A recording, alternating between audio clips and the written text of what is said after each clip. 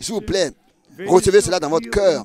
Si ici et là encore, il y a des frères, particulièrement parmi les frères dans le ministère. Et ça, je le dis aussi avec douleur dans mon cœur. Les frères dans le ministère ont les plus grands problèmes avec soi-même. Et particulièrement quand ils veulent être quelque chose. Ils veulent avoir un appel, comme frère Franck, aller de ville en ville, comme frère Franck, voyager. Non! Les propres avis, les propres opinions apparaissent là où les hommes n'ont pas encore reçu la pleine révélation de la parole de Dieu et de la volonté de Dieu. Soyez sincères. Est-ce que parmi nous, il y aurait ne serait-ce qu'un seul qui aurait un autre avis sur la parole de Dieu? Dites-moi, en un seul point, dites-moi non. Les sentiments qui étaient en Christ doivent habiter en nous tous. Et comme c'était au commencement, c'est seulement comme ça que nous pourrons être un seul cœur et une seule âme. Nous nous respectons tous. Tous respectent la sainte et précieuse parole de Dieu. Comme c'est écrit ici, si quelqu'un est d'un autre avis, qui se laisse éclaircir ça par Dieu. Demande à Dieu de t'éclaircir, de te donner la réponse par sa parole qui demeure éternellement. Mais ne sois pas convaincu que toi tu as raison et de commencer maintenant à vouloir enseigner les autres. Et c'est comme ça qu'on reçoit différentes réponses par différents frères. Bien-aimés frères et sœurs, je ne sais pas ce que cela signifie pour vous, hein, mais pour moi, ça fait 55 ans.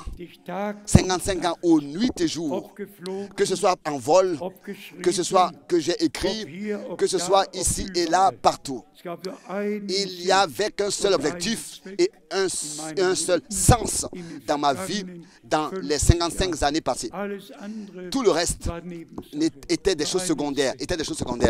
J'avais qu'un seul objectif.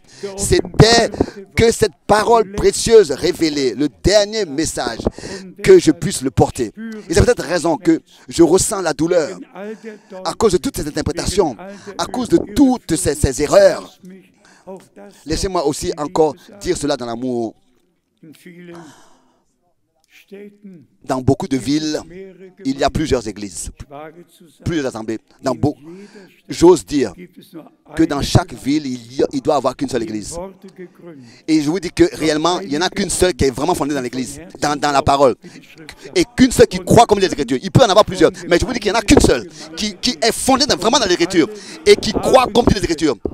Même s'il y en a plusieurs, mais il n'y en a qu'une seule qui est véritable. Paul a adressé ses épîtres à Colossiens, en Éphésiens, seulement à une seule église. Il n'a pas écrit plusieurs épîtres à plusieurs églises dans Éphèse. Mais à Éphèse, une seule église, une seule épître pour l'église. À Colosse, qu'une seule église. Et mes bien-aimés, le temps est arrivé. Nous ne pouvons pas continuer à faire ce qu'on veut. Nous devons prendre la parole de Dieu au sérieux et nous examiner nous-mêmes. Et celui aussi qui, dans ces choses-là, est d'un autre avis, qui se laisse enseigner par Dieu, par la sainte et précieuse parole de Dieu. Et si un frère dit, oui mais moi aussi j'ai le droit de fonder une église, je ne suis pas dans la même ville, etc. Oui, de tels gens ne sont pas normaux. Ils ne savent pas ce qu'ils disent. Ils habitent dans la même région, mais oui, on n'est pas dans la même ville. Non, le Seigneur, lui, c'est lui qui décide. Il est écrit qu'il a établi dans l'église.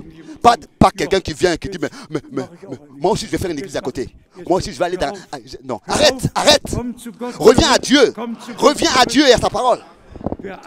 Celui qui est d'un autre avis que ce qui est écrit dans la Bible, ordonné dans la Bible, celui qui est d'un autre avis, qui se laisse révéler cela aussi par Dieu, par la grâce de Dieu, et se laisse corriger.